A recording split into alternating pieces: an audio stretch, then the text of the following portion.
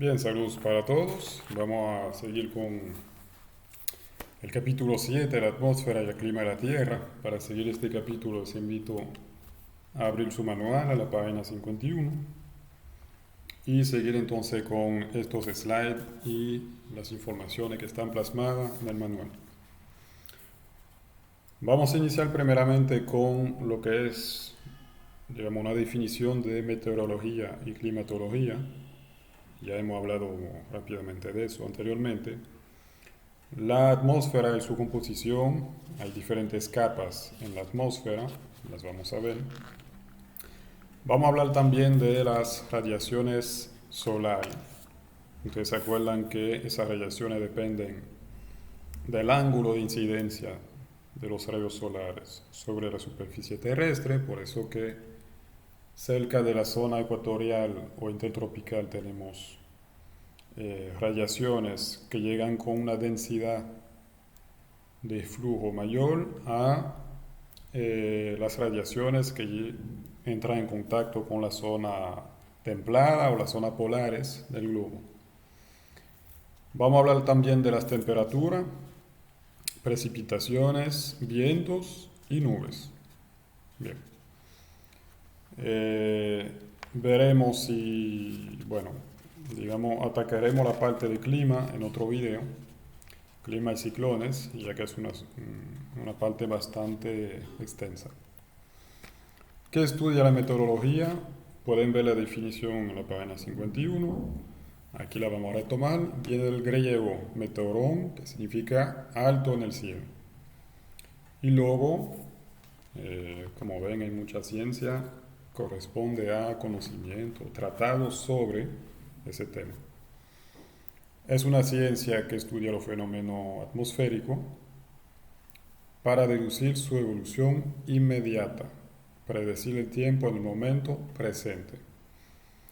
De ahí entonces una gran diferencia con la climatología. Estamos hablando de esos fenómenos atmosféricos a corto tiempo. La climatología viene de clima, que significa área o lugar, y de nuevo de logos, conocimiento, tratado. Es la ciencia que estudia el estado medio del tiempo y sus condiciones locales permanentes durante un periodo determinado de varios años, en realidad de muchos años, mínimo 30 años, a partir de la temperatura, pluviosidad media de una localidad. De hecho, podemos agregar que se caracteriza el clima no solamente por la temperatura, la pluviosidad, sino también por el régimen de temperatura y pluviosidad, es decir, cómo evoluciona esa temperatura y esa pluviometría durante el año. Es estable, tiene muchas variaciones, cuándo tiene esas variaciones, etcétera. Y también por otros factores, la humedad eh, de la masa de aire, por ejemplo. La diferencia entonces, como dijimos, mayormente se enfoca, digamos, al marco de tiempo. Cuando hablamos de climatología estamos hablando de condiciones permanentes. Cuando hablamos de meteorología estamos hablando de fenómenos, digamos, inmediatos o en los próximos días. La atmósfera de la Tierra, aquí tenemos una vista tomada desde un balón sonda, que son, globos sonda, que son esos globos que se lanzan para llegar a la estratosfera y tomar informaciones sobre la composición de la masa de aire, su temperatura, tipo de gases, etc. Esa atmósfera realmente está compuesta de varias capas, la troposfera, la estratosfera y otras más que veremos después. Pero digamos que es un elemento muy importante para la vida en la Tierra, simplemente porque contiene los gases necesarios a la vida nuestra, del ser humano, también a la vida de las plantas, a la vida de los animales, no son los mismos gases que van a aprovechar. Y nos protege también de radiaciones electromagnéticas que son peligrosas, en particular los rayos ultravioleta, rayo gamma, etc. Bien. El nombre atmósfera viene del griego atmo, que significa vapor. Es una capa gaseosa, es decir, que la atmósfera está compuesta de gases. También localmente podemos encontrar agua en estado líquido, agua en estado sólido, partículas de hielo en la troposfera, pero de forma general está compuesta de gases. Principalmente el nitrógeno, que representa un 78% de los gases de la atmósfera, el dioxígeno, lo que llamamos oxígeno en realidad es una molécula de dos átomos de oxígeno, por eso coge el nombre real científico de dioxígeno, que representa un 21% de los gases de la atmósfera, el dióxido de carbono, el 1%, más otros gases, en particular el vapor de agua. La densidad, la presión, la temperatura varían dentro de la atmósfera. Bien. Es decir, por ejemplo, nosotros que estamos al nivel del mar, tenemos una presión y una densidad relativamente altas. Altas en comparación con qué?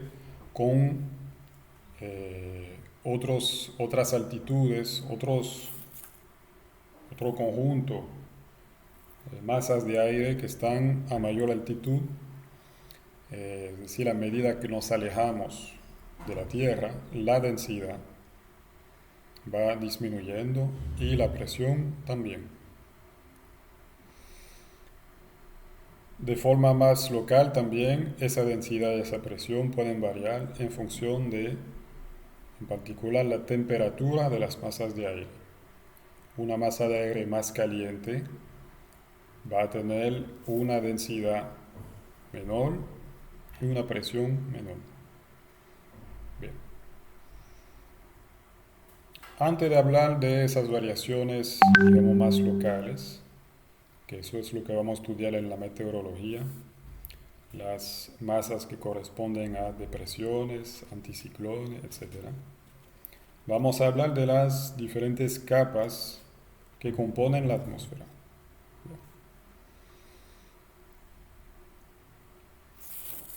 Son varias. La primera de ellas, la que conocemos porque estamos viviendo dentro de ella, es la troposfera. Ustedes la ven aquí. La troposfera que contiene entonces la mayor densidad y mayor presión de gases. A medida que nos alejamos de la Tierra, la fuerza de gravedad disminuye y por lo tanto la atracción hacia esas partículas, esos compuestos químicos hacia la Tierra disminuye.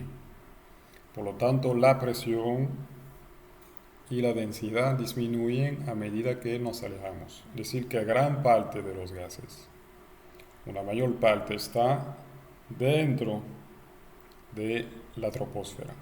A medida que nos alejamos, pues vamos a encontrar menos y menos moléculas de aire hasta llegar al límite con el espacio y tener digamos que esas moléculas desaparecen por completo o casi por completo. Esto es una representación simplificada. Si queremos representar estas capas en función de su altura o altitud real, se ven así. Es decir, que la troposfera en realidad representa una extensión vertical mínima.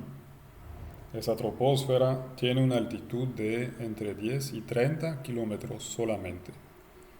Ahí es que nosotros vivimos, ahí es que la mayor parte de los objetos humanos hacen sus vuelos, es decir, los aviones de línea que van de un país a otro, generalmente llegan a, al límite aquí entre la troposfera y estratosfera, no pasan de ahí. Luego tenemos la estratosfera, que es un poco más densa, tiene de 30 a 60 kilómetros de grosor. La mesósfera, la termósfera, perdón, y exósfera. Ustedes ven que son mucho más extensas. Iniciemos entonces con la troposfera. Como dijimos, es una capa que tiene mayor presión y mayor densidad de gas. Cuando estamos a nivel medio del mar, en condiciones normales de temperatura, tenemos una presión de 1015 hectopascal. 1015 hectopascal es la presión de referencia. Generalmente la presión no va a ser superior a esto, excepto en las zonas donde, por ejemplo, las masas de aire se enfrían y aumentan localmente un poco la presión. Pero de forma general, digamos que es el nivel máximo que vamos a alcanzar. A medida que nos alejamos de la superficie terrestre, esa presión poco a poco va a bajar. Va a pasar a 1000 hectopascal, 900 hectopascales, 800, 600, etcétera, etcétera.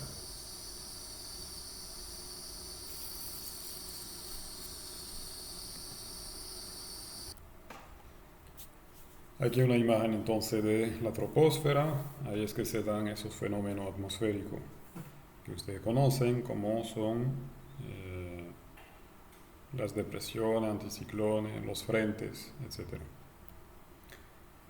Se caracteriza entonces por tener entre 10 y 30 kilómetros de altitud, una temperatura sobre todo que baja con la altitud, de unos 6.5 grados por 1000 metros.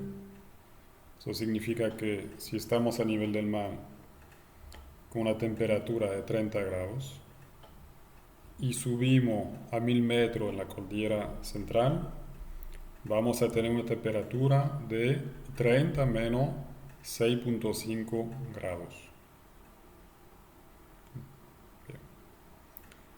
Es decir, 23.5 grados Celsius. Si subo de 1000 metros más, pierdo de nuevo 6.5 grados. Se llego a 17 grados. Perdón, si llego a 17 grados. Etcétera, etcétera.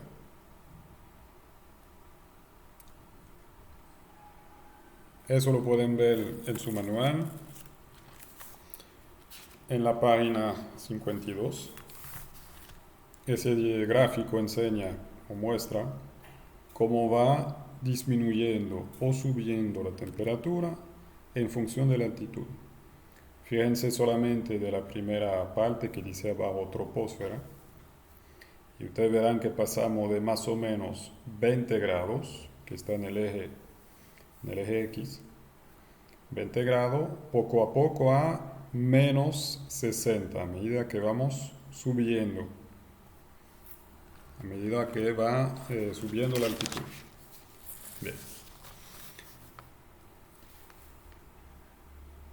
Esta capa contiene el 75% de la masa de la atmósfera y el 99% de vapor de agua, es decir que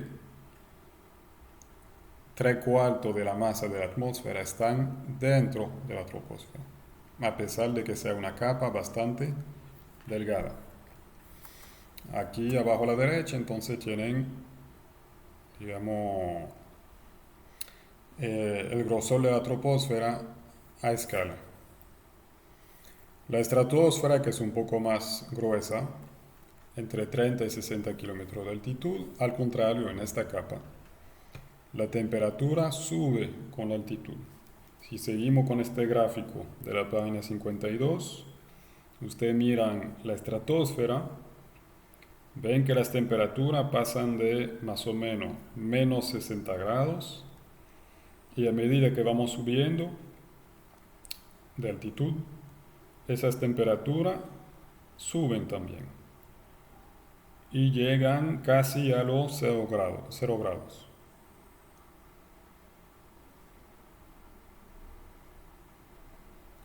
¿A qué se debe eso? Justamente a que dentro de la estratosfera tenemos la famosa capa de ozono. La capa de ozono es una capa que está constituida inicialmente de moléculas de oxígeno y los rayos ultravioleta emitidos por el sol entran en contacto con esas moléculas. Lo que van a hacer es que con su nivel de energía, esa energía va a ser absorbida por las moléculas y va a poder romper el enlace químico que hay entre los dos átomos de oxígeno. Por lo tanto, tengo ahora átomos de oxígeno que están sueltos. Esos átomos se van a asociar con moléculas de dioxígeno. Es decir que poco a poco vamos a pasar de moléculas de 2 átomos de oxígeno a moléculas de 3 átomos de oxígeno. Eso es el ozono. Esas moléculas de 3 átomos de oxígeno. En ese proceso se absorben esas radiaciones, lo que a nosotros nos protege, porque esas radiaciones ultravioletas, si llegan a nuestro cuerpo, causan daño a nivel genético.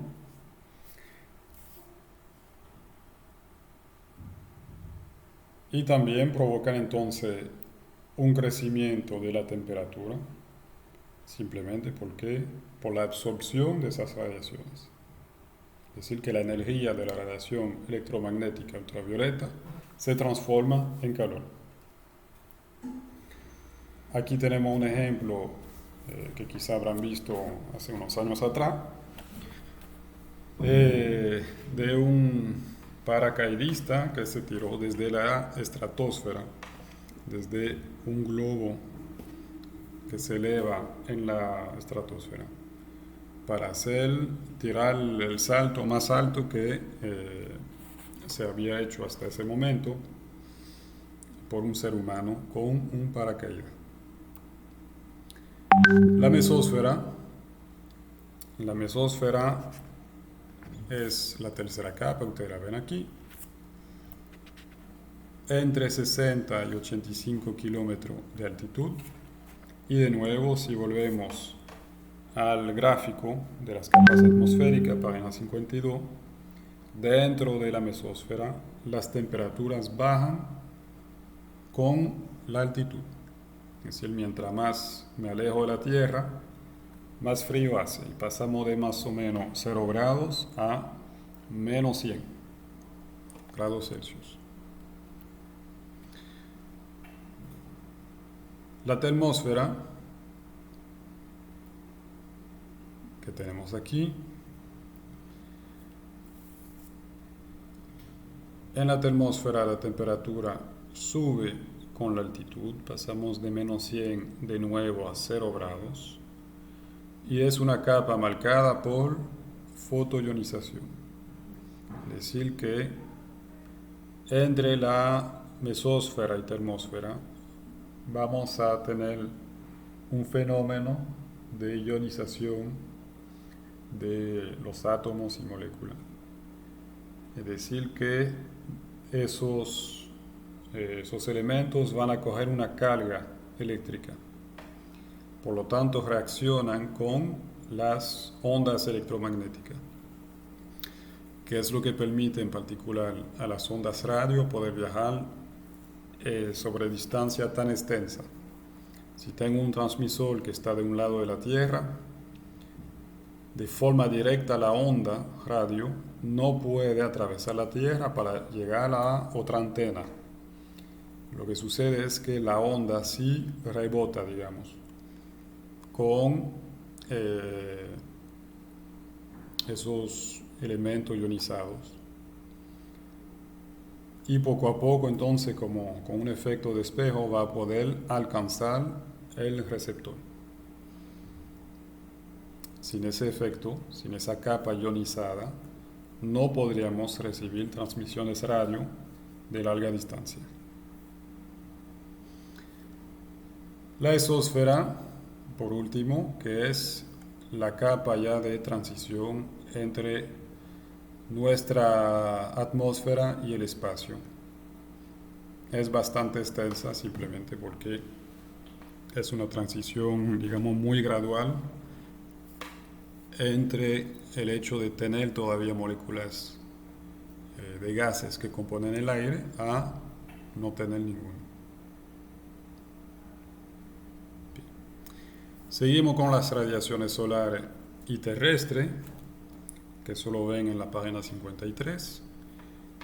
El Sol entonces emite radiaciones de todo tipo, desde los ultravioleta hasta los infrarrojos, pasando por la luz visible. Esas radiaciones pueden actuar de diferente manera, pueden quedar absorbidas por la superficie terrestre, los objetos que están en la superficie, o por los mismos gases de la atmósfera. O esas radiaciones pueden quedar reflejada de forma directa como un espejo, o dispersa, es decir, reflejada en múltiples direcciones. Eso es muy importante, ¿para qué? Para entender cómo se distribuyen las temperaturas en la superficie terrestre. Depende en particular de si esas radiaciones van a quedar reflejadas o absorbidas. Si consideramos la iluminación solar, unas radiaciones que representan aquí el 100% de la energía, cuando esas radiaciones entran, hay un 51% que va a quedar al final absorbido por la superficie. Superficie puede ser un suelo desnudo, puede ser también las hojas de la vegetación. La vegetación, para realizar su fotosíntesis, necesita absorber parte de las radiaciones solares. Un 19% queda absorbido por la atmósfera y las nubes. Cuando hablamos de absorción, estamos diciendo que esa energía va a ser transformada en calor. Y aquí ustedes ven que alrededor de un 30% queda reflejado de forma directa o dispersa por la superficie terrestre, las nubes y la atmósfera, es decir, los gases que están en la atmósfera. Bien.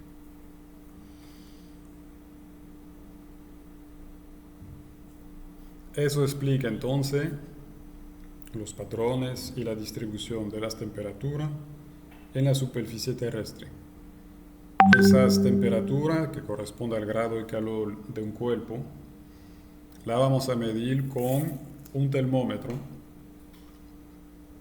tradicionalmente un termómetro de mercurio.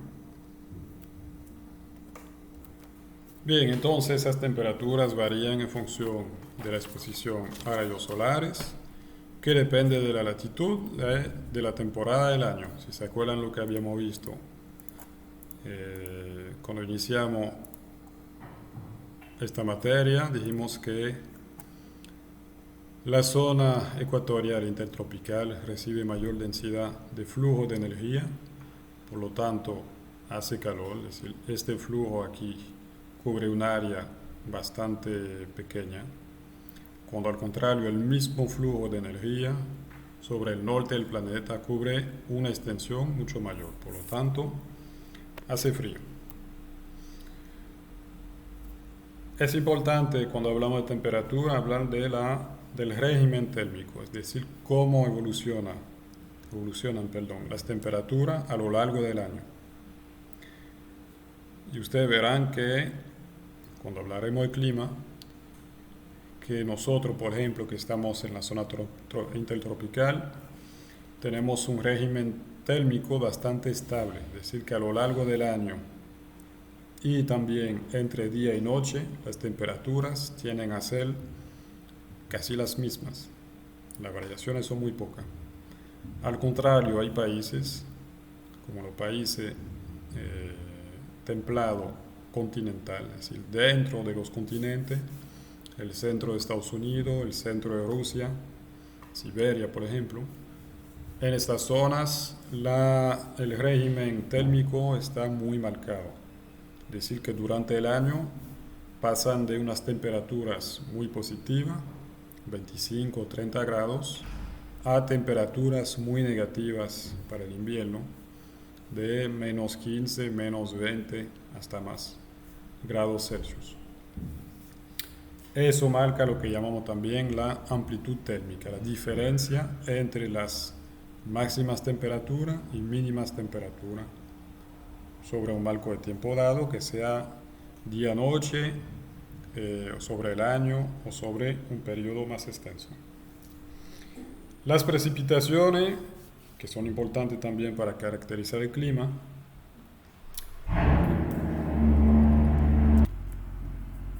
esas precipitaciones las vamos a medir con un pluviómetro o pluviógrafo, que permite entonces medir la cantidad de lluvia que cae en un lugar.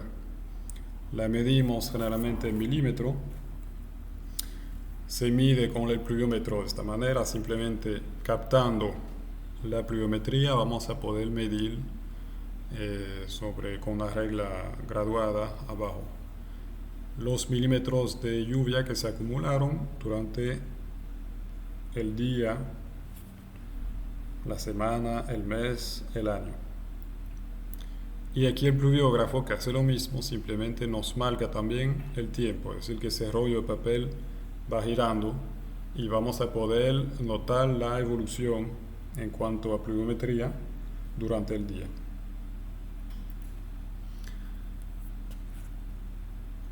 Esas precipitaciones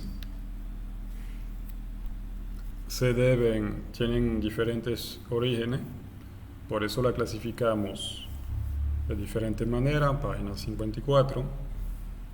Hay clasificaciones convectivas o de convección que se deben a la inestabilidad térmica, es decir, en particular a la elevación de la temperatura que hace subir la masa de aire. Si esa masa de aire es húmeda, cuando llega en altitud va a encontrar condiciones de presiones más bajas, lo que va a provocar la precipitación. Es decir, que una masa de aire tiene cierto grado de humedad. Esa humedad no es visible, no estamos hablando de nube, estamos hablando de un gas, un vapor de agua que es invisible. Y cuando las condiciones de presión o de temperatura disminuyen, o sea, cambian, es decir, si la presión baja, esta misma masa de aire no puede contener la misma cantidad de humedad en forma de gas. Por lo tanto, el gas se va a condensar, lo que va a formar nubes, que a su vez podrán formar precipitaciones. Es decir, que va a llover. Entonces, encima de una zona que se calienta, por ejemplo, cuando se calienta el océano Atlántico en verano, por las radiaciones solares, esa masa de aire se eleva por convección, cargada de humedad, y cuando llega a cierta altitud, ya que la presión baja, eso va a provocar la condensación del vapor de agua. Y por eso es que vemos que se forman grandes nubes encima del océano Atlántico en temporada húmeda. cuando hace calor. Las precipitaciones orográficas que se producen cuando la masa de aire, también cargada de humedad, choca con una montaña. Es decir, cuando los vientos soplan de tal manera que una masa de aire choca con una montaña, no tiene otra opción que elevarse.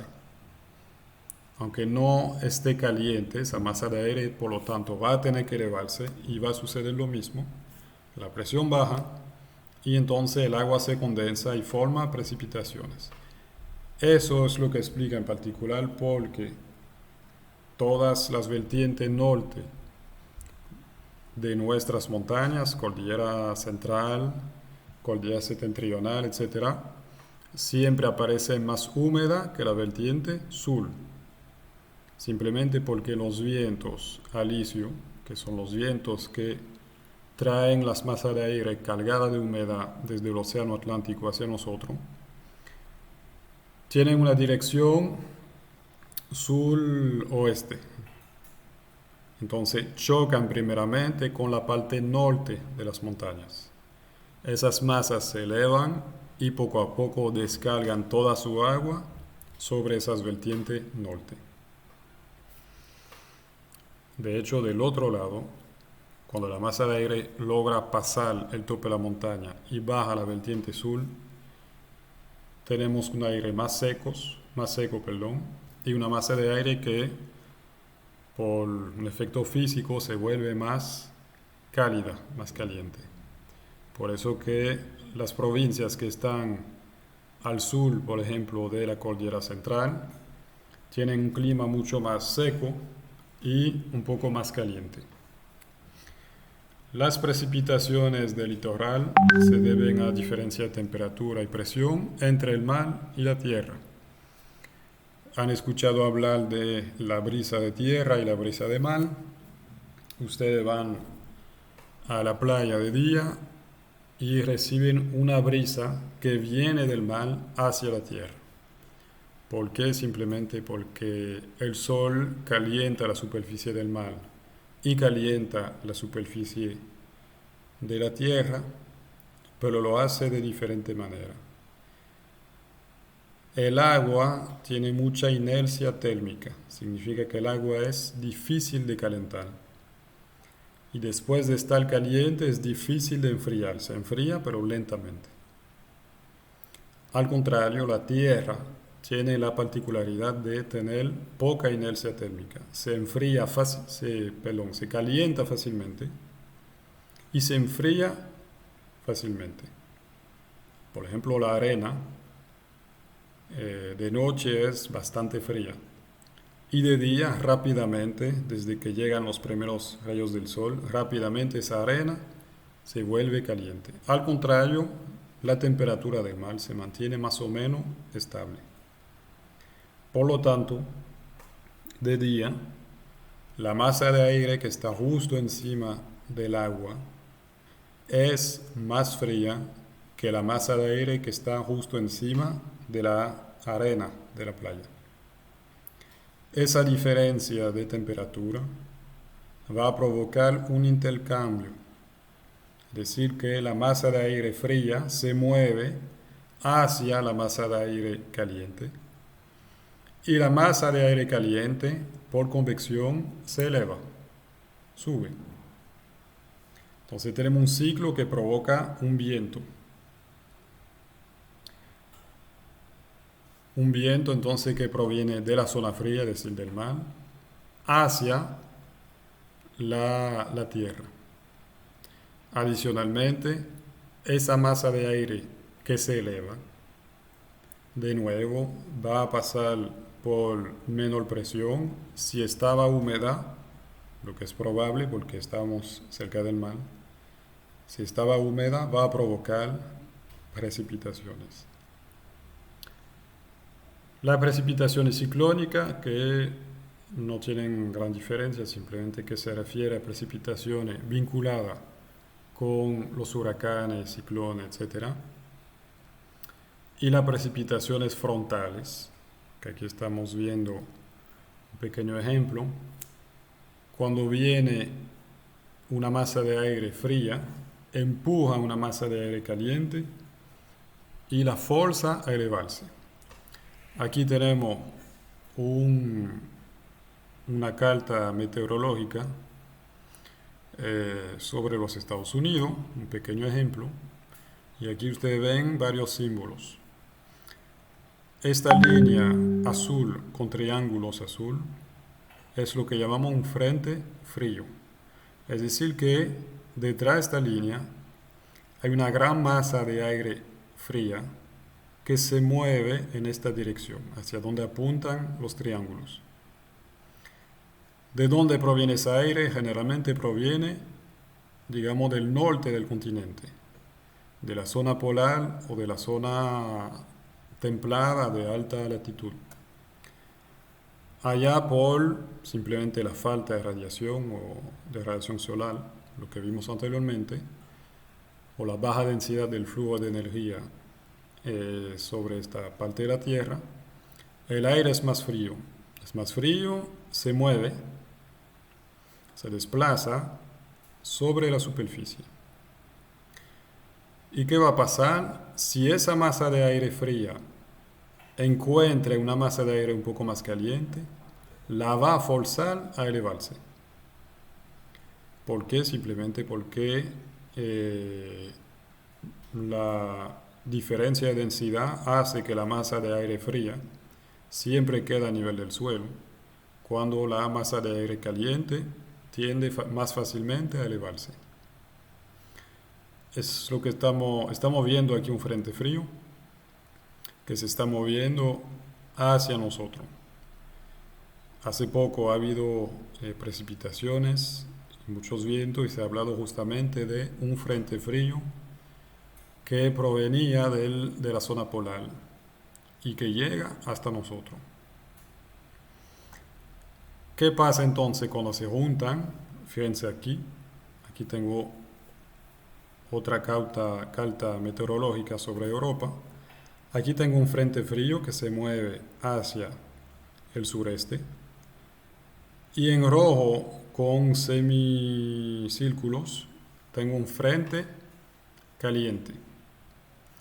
El frente frío se está moviendo de tal manera que está alcanzando el frente caliente. Es decir, que aquí hay una masa de aire caliente detrás de esta línea roja, y detrás de esta línea azul hay una masa de aire frío. Esa masa de aire frío está alcanzando la masa de aire caliente y la va a forzar a elevarse. Cuando se juntan entonces esos dos frentes, se forma lo que llamamos una oclusión. Una oclusión se marca así en color morado, con semicírculos y triángulos, para decir que los dos frentes están juntos, o mejor dicho, el frente frío está por debajo del frente caliente,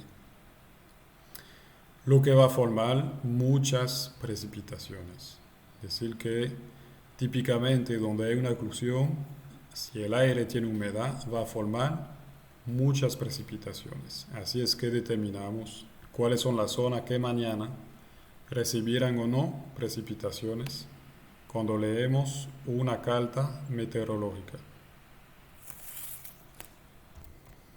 Aquí tienen una pequeña imagen de un frente frío y de una oclusión, de hecho. Es decir que atrás de esta banda de nube hay un frente frío que alcanzó un frente caliente, provoca una oclusión y por lo tanto la humedad pasa de vapor de agua invisible a una masa condensada, es decir, a un conjunto de nubes.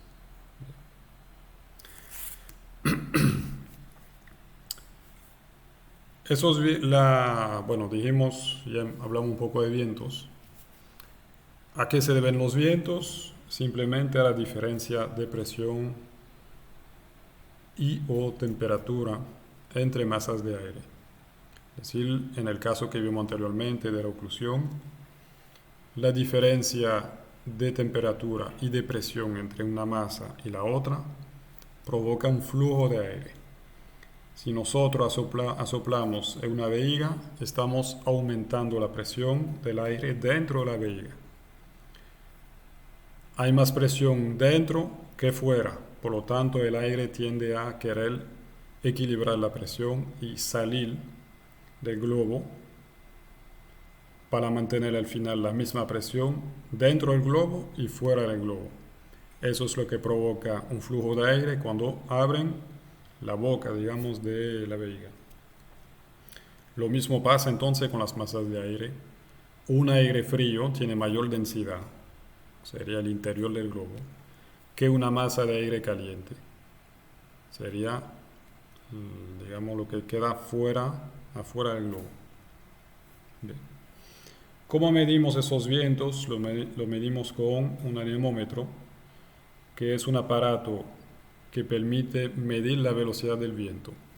Aquí son esos pequeños, esas semiesferas que captan el flujo de aire y dan vuelta. Giran a una velocidad mayor a medida que el viento es mayor, es más rápido. Y aquí tenemos la veleta que nos permite saber de dónde proviene el viento, de qué dirección. Hay unos vientos particulares que tienen que conocer que se llaman corriente de chorro o en inglés jet stream. Esos son vientos que tenemos a mayor altitud, es decir, en el límite entre troposfera y estratosfera. En esa mayor altitud simplemente no hay roce de las partículas de aire con ningún objeto, por lo tanto se pueden mover con mayor velocidad.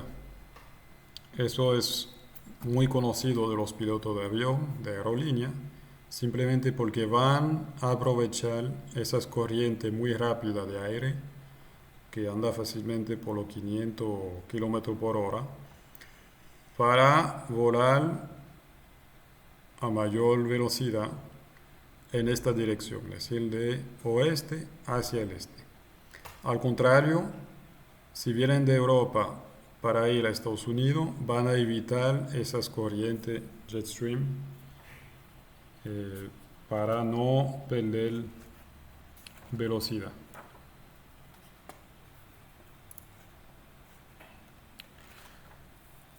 Vamos ahora a la clasificación de los vientos.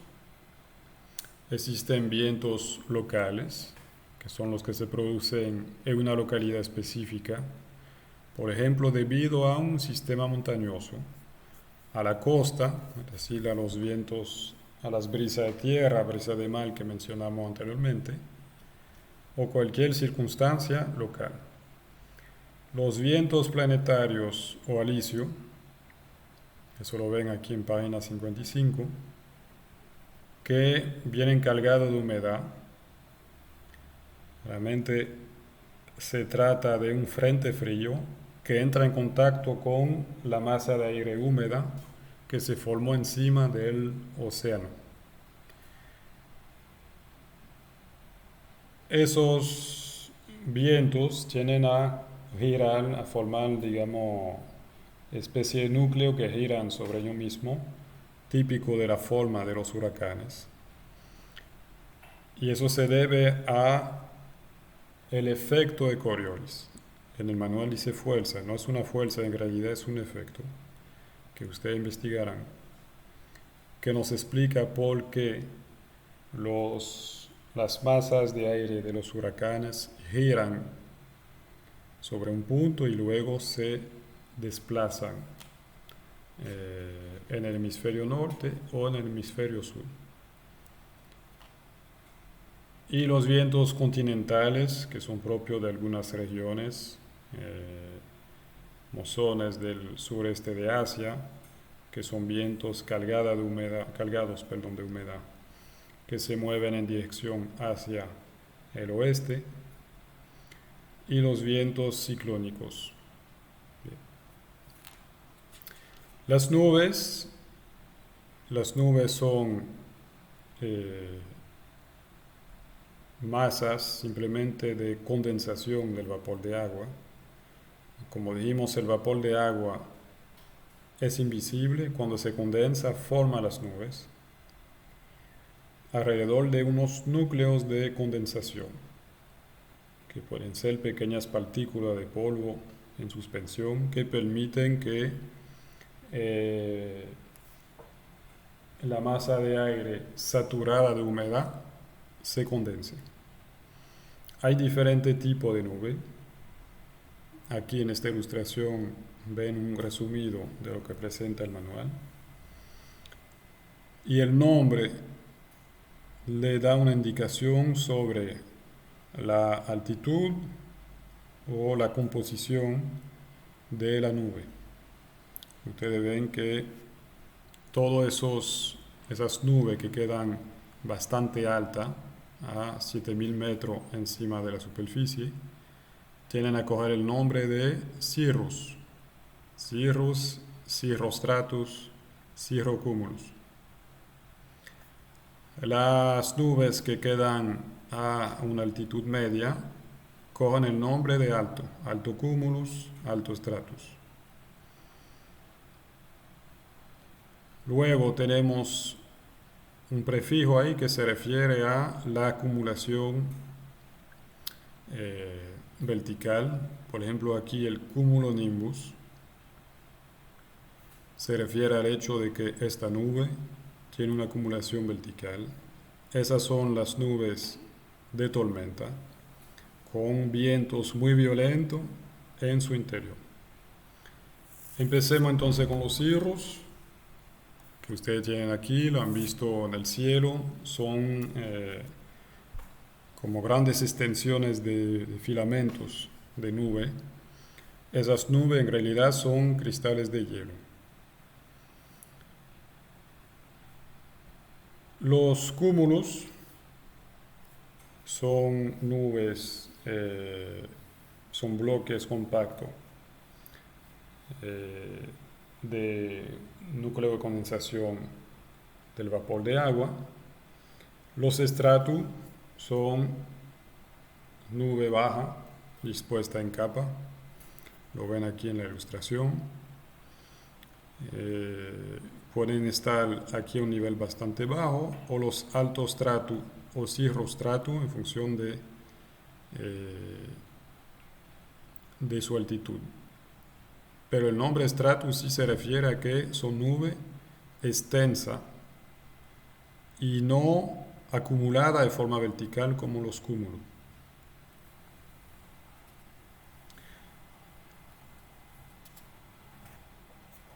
Los nimbus, como aquí el nimbus stratus, son nubes generalmente que traen muchas precipitaciones. Altocumulus están aquí, entonces el nombre lo dice. Vamos a tener acumulación verticales alto, es decir, a una altitud media. Alto stratus, igual el nombre ya lo dice todo, lo entendieron. Alto porque está a una altitud media, stratus porque tiene esa forma bastante extendida. Cirrocumulus, lo mismo que el altocumulus, pero con una altitud aún mayor. El cirrostratus, lo mismo que el stratus, pero a una altitud mayor. El cumulonimbus que ya hemos visto. El stratocumulus y el nimbus stratus. Bien, no vamos a seguir detallando más. Entendieron que el nombre de la nube nos da una indicación sobre su extensión vertical o horizontal y sobre su altitud. Nos paramos aquí para luego seguir más tarde con los climas de la Tierra.